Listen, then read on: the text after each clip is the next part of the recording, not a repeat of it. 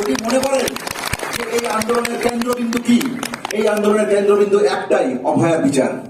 যদি মনে করেন এই আন্দোলনের কেন্দ্রবিন্দুতে বাকি যে 4 দফা দাবি ছিল, সেই 4 দফা দাবিকে যথেষ্ট সচেষ্ট ভাবে আপনাদেরকে ভেবে দেখার জন্য আমি অনুরোধ রাখছি। কেন আমরা প্রিন্সিপালের পদত্যাগ চেয়েছিলাম, কেন আমরা ডিএবি ডিএসএইচ এর পদত্যাগ চেয়েছিলাম? এমনি যে রিকনস্ট্রাকশনের অর্ডার ছিল, সেই অর্ডার কার নির্দেশে ছিল? তাহলে অভয়ার বিচার যাতে না হয় তার জন্য যে এই সুপরিকল্পিত পরিচালনা করা হয়েছিল, তার জন্য থেকে আমরা দ্বিতীয় চতুর্থ দফার দাবি রেখেছি। আমরা কেন সিপি রেজিগনেশন চেয়েছি? এমনি চেয়েছি, আমাদের ইচ্ছে হয়েছে, মনে হয়েছে যে লালবাজারে গিয়ে আমরা সেখানে দিনরা যাপন করি, ঠান্ডায় বৃষ্টিতে আমরা ঘুরে বেড়াই, এই আমাদের উদ্দেশ্য ছিল? একদমই নয়।